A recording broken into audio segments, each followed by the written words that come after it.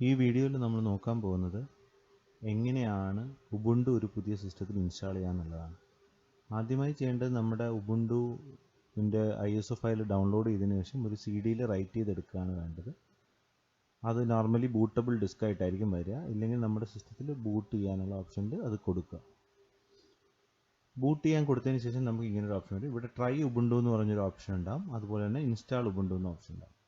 നമ്മളിവിടെ ഇൻസ്റ്റലേഷൻ ആണ് പോകുന്നത്. ഇതൊരു ബേസിക് ഇൻസ്റ്റലേഷൻ്റെയാണ്. ഇവിടെ നമ്മൾ കീബോർഡ് ലേഔട്ട് ബൈ ഡിഫോൾട്ട് ഉള്ളത് സെലക്ട് ചെയ്യുക, എന്നിട്ട് കണ്ടിന്യൂ എന്ന് പറയുന്ന ഓപ്ഷൻ കൊടുക്കുക. ഇവിടെ നമുക്ക് നോർമൽ ഇൻസ്റ്റലേഷൻ, മിനിമൽ ഇൻസ്റ്റലേഷൻ, പിന്നെ download updates while installing Ubuntu, install third party software എന്നൊക്കെ പറയുന്നത് ഉണ്ടാവും. ഈ ഡൗൺലോഡ് അപ്ഡേറ്റ്സ് വഴി ഇൻസ്റ്റാളിംഗ് ഒക്കെ ചെയ്യുന്നതാണ് നല്ലത്. മിനിമൽ ഇൻസ്റ്റലേഷൻ എന്ന് പറയുമ്പോൾ ഒരു ബ്രൗസർ മാത്രമേ ഉണ്ടാവുള്ളൂ. നോർമൽ ഇൻസ്റ്റലേഷൻ ആകുമ്പോൾ കൂടുതൽ കാര്യങ്ങൾ ഉണ്ടാവും. ഓഫീസ് മുതലായ ടൂൾസ് ഉണ്ടാവും, മീഡിയ പ്ലേയേഴ്സ് ഉണ്ടാവും, അങ്ങനത്തെ കാര്യങ്ങൾ ഉണ്ടാവും. അതുപോലെ തന്നെ നമുക്ക് ഗ്രാഫിക്സ് കാർഡൊക്കെ ഉണ്ടെങ്കിൽ install third party software for graphics, wifi, hardware എന്ന ഓപ്ഷൻ കൂടെ കൊടുക്കാം. അപ്പോൾ ഇത്രയും കൊടുത്തതിന് ശേഷമാണ് നമ്മൾ കണ്ടിന്യൂ കൊടുക്കേണ്ടത്.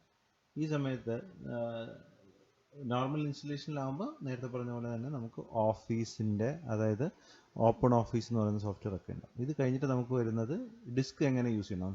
നമുക്ക് വേറെ ഡിസ്ക് ഒന്നും ഇല്ലാത്ത, അതായത് ഒറ്റ ഹാർഡ് ഡിസ്ക് മാത്രമുള്ളതിൽ ഇങ്ങനെ erase disk and install Ubuntu എന്ന് പറയുന്ന ഓപ്ഷൻ സെലക്ട് ചെയ്തതിന് ശേഷം ഇൻസ്റ്റാൾ നമ്മൾ കൊടുക്കുക. അപ്പോൾ നമ്മുടെ പാർട്ടീഷൻ എങ്ങനെയാണ് വരുന്നതെന്ന് ചോദിക്കും. അവിടെ വീണ്ടും കണ്ടിന്യൂ എന്ന് പറയുന്ന ഓപ്ഷൻ കൊടുക്കുക. ഈ പ്രോസസ്സ് ശരിക്കും ചെയ്യുന്നത് ഇതിന് ശേഷം നമുക്ക് വരുന്നത് സ്ഥലം, അതായത് നമ്മുടെ ലൊക്കേഷനാണ്. അത് ടൈം സോണിന് വേണ്ടിയിട്ടാണ് അത് ചോദിക്കുന്നത്. അത് കണ്ടിന്യൂ കൊടുക്കുക. അതിനുശേഷം അടുത്ത സ്ക്രീനിൽ നമ്മളുടെ പേര്, ഇതിപ്പോൾ നമ്മളൊരു വെർച്വൽ ബോക്സ് എൻവയൺമെൻറ്റ് ചെയ്യുന്നതുകൊണ്ടാണ് ഇവിടെ വെർച്വൽ ബോക്സിന് ഡിഫോൾട്ട് വരുന്നത്. അതിനുശേഷം നമ്മളൊരു യൂസർ നെയിം കൊടുക്കുക, പാസ്വേഡ് കൊടുക്കുക 2 പ്രാവശ്യം, ഒരു പ്രാവശ്യം, പിന്നെ കൺഫർമേഷനും കൊടുക്കുക. അത് കഴിഞ്ഞ് നമ്മൾ കണ്ടിന്യൂ എന്ന് പറയുന്ന ഓപ്ഷൻ കൊടുക്കുക. അവിടെ require my password to login, അതായത് പാസ്വേഡ് ഉണ്ടെങ്കിൽ മാത്രമേ ലോഗിൻ ചെയ്യാൻ പറ്റുള്ളൂ എന്നുള്ള രീതിയിലാണത്. ഇത് കഴിയുമ്പോൾ നമ്മൾക്ക് ഇൻസ്റ്റലേഷൻ ആവശ്യമായ ഫയൽസ് സിസ്റ്റം നമ്മുടെ DVD-യിൽ നിന്ന് കോപ്പി ചെയ്യുന്നുണ്ടാവും. കോപ്പി ചെയ്തിട്ട് നമ്മുടെ സിസ്റ്റത്തിലേക്ക് ടെമ്പററി ഫയലായിട്ട് സ്റ്റോർ ചെയ്യും. ഇതിൻ്റെ ആവശ്യം എന്ന് പറയുന്നത് നമുക്ക്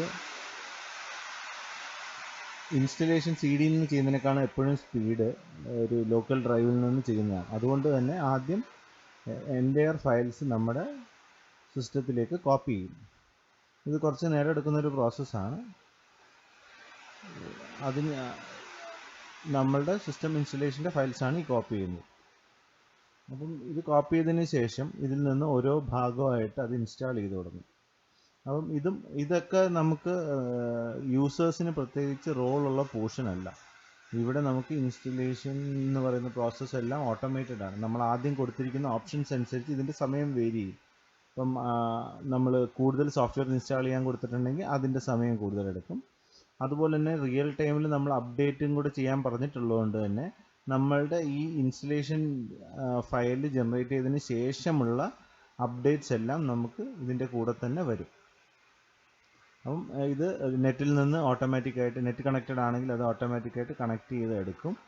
അപ്പം വൈഫൈ ഒക്കെ ആണെങ്കിൽ കണക്ഷൻ്റെ ഡീറ്റെയിൽസ് അത് ചോദിക്കും. അതേസമയം അല്ലെങ്കിൽ നോർമൽ ലാൻ ആണെങ്കിൽ ഡയറക്റ്റ് കണക്ഷൻ എടുക്കും. അതുപോലെ തന്നെ നമ്മളുടെ ഇൻസ്റ്റലേഷനുമായിട്ട് ബന്ധപ്പെട്ട പ്രോസസ്സുകൾ റൺ ചെയ്യും. ബൂട്ട് ചെയ്ത് കയറുമ്പോൾ സിസ്റ്റം വർക്ക് ചെയ്യേണ്ട അങ്ങനത്തെ കുറേ പ്രധാനപ്പെട്ട കാര്യങ്ങൾ ഇൻസ്റ്റാൾ ചെയ്യും. അതുപോലെ തന്നെ ആവശ്യമില്ലാത്ത ഫയൽസ്, നമ്മൾ നേരത്തെ പറഞ്ഞ് കോപ്പിയിങ് പ്രോസസ്സിൽ എടുത്ത് വെച്ചേക്കുന്ന ഫയൽസ് റിമൂവലും ഒക്കെ ഇത് ഫുള്ളി ഒരു ഓട്ടോമേറ്റഡ് പ്രോസസ്സിൽ മുന്നോട്ട് പോകും. അപ്പോൾ നമ്മൾ എന്തൊക്കെ സോഫ്റ്റ്വെയറുകളാണ് ഇൻസ്റ്റലേഷന് കൊടുത്തിട്ടുള്ളതെന്നുള്ളതിനെ ബേസ് ചെയ്തിരിക്കും ഇതിൻ്റെ ഒരു ഇൻസ്റ്റലേഷൻ ടൈമും കാര്യവും മറ്റും. അപ്പോൾ ഇതൊരോ സ്റ്റേജ് ആയിട്ടാണ്. ആദ്യം ഫയൽ കോപ്പി ചെയ്യുന്നു, അത് കഴിഞ്ഞ് ഇൻസ്റ്റലേഷൻ നടക്കുന്നു, അത് കഴിഞ്ഞ് അപ്ഡേറ്റ്സ് ഡൗൺലോഡ് ആകുന്നു, അത് കഴിഞ്ഞ് ബേസ് സിസ്റ്റം ഇൻസ്റ്റാൾ ആകുന്നു. ഇങ്ങനത്തെ ഓപ്ഷൻസിലാണ് നമ്മൾ പോയിക്കൊണ്ടിരിക്കുക. ഇവിടെ നോക്കിയാൽ അറിയാം നമുക്ക് പാക്കേജസ് ഡൗൺലോഡ് ആകുന്നു, അതായത് നമുക്ക് റിമോട്ട്ലി കണക്ട് ചെയ്യുന്നു. ഇതെല്ലാം നമ്മുടെ നെറ്റിൻ്റെ സ്പീഡ് അനുസരിച്ച് വ്യത്യാസം വരും. നല്ല സ്പീഡുള്ള കണക്ഷൻ ആണെങ്കിൽ പെട്ടെന്ന് ഡൗൺലോഡ് ആവുകയും പെട്ടെന്ന് തന്നെ ഇൻസ്റ്റാൾ ആവുകയും ചെയ്യും. അല്ലാത്ത പക്ഷം ശ്രദ്ധിക്കേണ്ട കാര്യം, നമ്മൾ ഈ വീഡിയോയിൽ ശരിക്കും ഏറ്റവും ബേസിക് ആയിട്ടുള്ളൊരു ഇൻസ്റ്റലേഷനാണ്. അതായത് ഒരു സിസ്റ്റത്തിൽ ഉബുണ്ടു മാത്രം ഇൻസ്റ്റാൾ ചെയ്യണം എന്നുള്ള, വിൻഡോസ് ഉള്ളതിൽ ഇങ്ങനെ ചെയ്യാൻ പാടില്ല. ഇങ്ങനെ ചെയ്ത് കഴിഞ്ഞാൽ ആദ്യം നമ്മൾ ഡിസ്ക് റൈസ് ചെയ്യുന്ന ഓപ്ഷൻ കൊടുക്കുന്ന സമയത്ത് എൻ്റയർ ഹാർഡ് ഡിസ്ക് നമുക്ക് ക്ലീൻ ഔട്ടായി പോകും. അപ്പം അതുകൊണ്ട് തന്നെ ഇത് ഒരു ഫ്രഷ് ലാപ്ടോപ്പിൽ ഉബുണ്ടു മാത്രം വേണ്ടവർക്കാണ് ഈ ഓപ്ഷൻ ചെയ്യേണ്ടത്. അപ്പം അതുപോലെ തന്നെ നമ്മൾ ശ്രദ്ധിക്കേണ്ട കാര്യം, ഇവിടെ ആദ്യത്തെ ഇനീഷ്യൽ സ്റ്റെപ്പിൽ കൊടുക്കുന്ന പാസ്വേഡ് നമുക്ക് കൃത്യമായിട്ട് ഓർമ്മ ഉണ്ടാകണം. ഇത് മറന്നുപോയി കഴിഞ്ഞാൽ സിസ്റ്റം ലോഗിൻ ചെയ്യാൻ പറ്റില്ല. അപ്പം അത് സൂക്ഷിച്ച് എഴുതി വെക്കുക. അപ്പം ഏറ്റവും പ്രോസസ്സ് കഴിഞ്ഞതിന് ശേഷം റീസ്റ്റാർട്ട് കൊടുക്കുക. അപ്പോൾ നമ്മുടെ ഹാർഡ് ഡിസ്ക് മാറ്റിയതിന് ശേഷമായിരിക്കും റീസ്റ്റാർട്ട് കൊടുക്കേണ്ടി വരിക. റീസ്റ്റാർട്ട് കൊടുക്കുന്നതോടുകൂടി നമ്മുടെ ഇൻസ്റ്റലേഷൻ പ്രോസസ്സ് കംപ്ലീറ്റ് ആവും.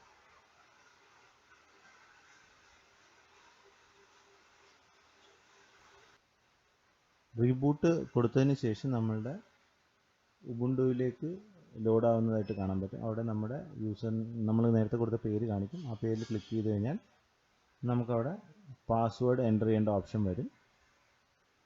അവിടെ പാസ്വേഡ് എൻ്റർ ചെയ്ത് കൊടുത്തു കഴിഞ്ഞാൽ നമുക്ക് നമ്മുടെ കമ്പ്യൂട്ടറിലേക്ക് പ്രവേശിക്കാൻ പറ്റുന്നതാണ്.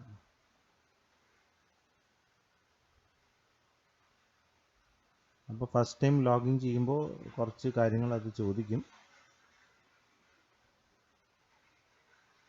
അതായത് ഒരു ബേസിക് സെറ്റപ്പ് ചെയ്യുന്ന ഒരു പ്രോസസ്സിൻ്റെ ഭാഗമായിട്ടാണ്. നമുക്ക് ഓൺലൈൻ അക്കൗണ്ട് എന്തെങ്കിലും ഉണ്ടെങ്കിൽ കണക്ട് ചെയ്യാം. നോർമലി ഇല്ലെങ്കിൽ നമുക്ക് സ്കിപ്പ് ചെയ്ത് നെക്സ്റ്റ് കൊടുത്ത് പോവാം. അതോടെ ഇത് ക്ലോസ് ആവും.